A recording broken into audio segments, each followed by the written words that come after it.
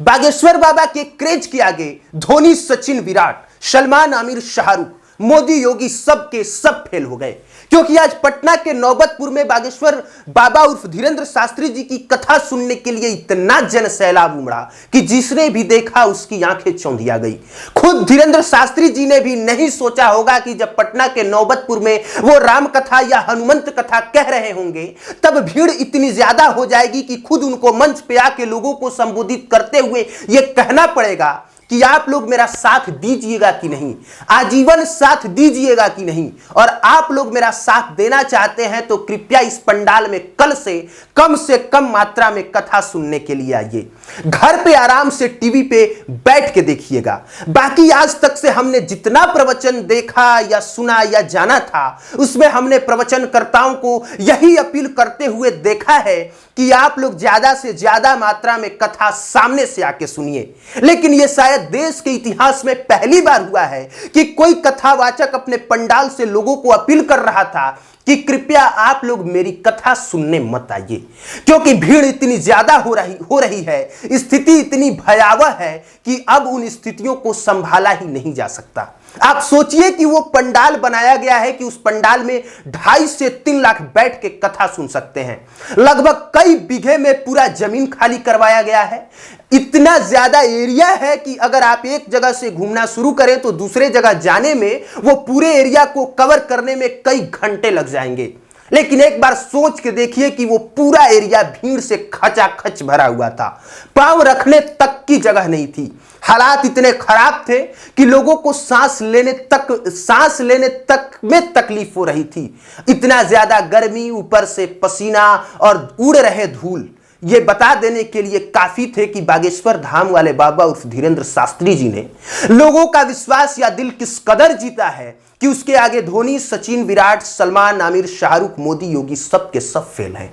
मैं इससे पहले पटना के गांधी मैदान में मोदी जी की रैली को भी देखा है, विराट कोहली की लोकप्रियता भी देखी है और सचिन का फैन क्रेज भी देखा है। लेकिन आज जो मैंने पटना के नौबतपुर में धीरेंद्र शास्त्री जी का क्रेज देखा, यकीन मानिए आज तक से ना मैंने कभी किसी का देखा था ना ही सुना था। खुद धीरेंद्र शास्त्री जी कह रहे थे कि अब मैं अपील कर रहा हूं कि इस दरबार को स्थगित कर रहा हूं, क्योंकि अगर हमने इस दरबार को स्थगित नहीं किया, बंद नहीं किया, तो शायद स्थिति अब संभालने में ही नहीं आएगी।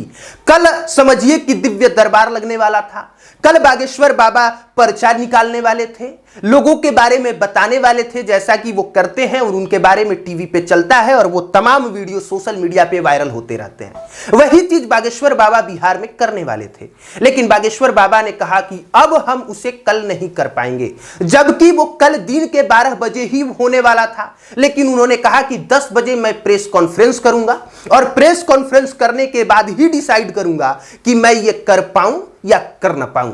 सच में बिहार के पागलों ने जो कर दिखाया वो देश के इतिहास में अभी तक किसी भी पंडाल में हुआ ही नहीं था।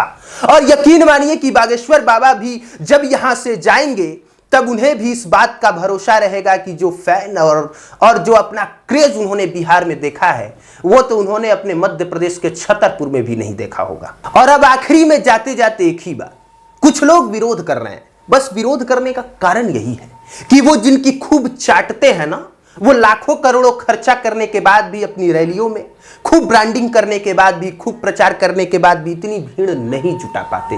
और बागेश्वर बाबा बिना कोई प्रचार किए एक साधारण सी अपील से इतनी भीड़ जुटा ले रहे हैं।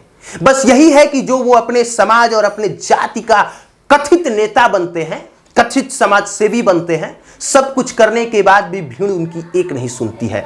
और एक 26 साल के लड़के के पीछे पूरा देश पागल हुए जा रहा है। वो जो कह रहा है लोग कहने को तैयार हो जा रहे हैं। बस बागेश्वर बाबा उर्फ धीरेंद्र शास्त्री जी से जलन का मुख्य कारण यही है कि इस लड़के ने कुछ किया ही नहीं, राजनीति में उतरा ही नहीं, पैसा करोड़ों या अरबों में है ही नहीं, संपत्ति के नाम पे कुछ खास है नहीं, फिर ये फैन क्रेज किस बात का।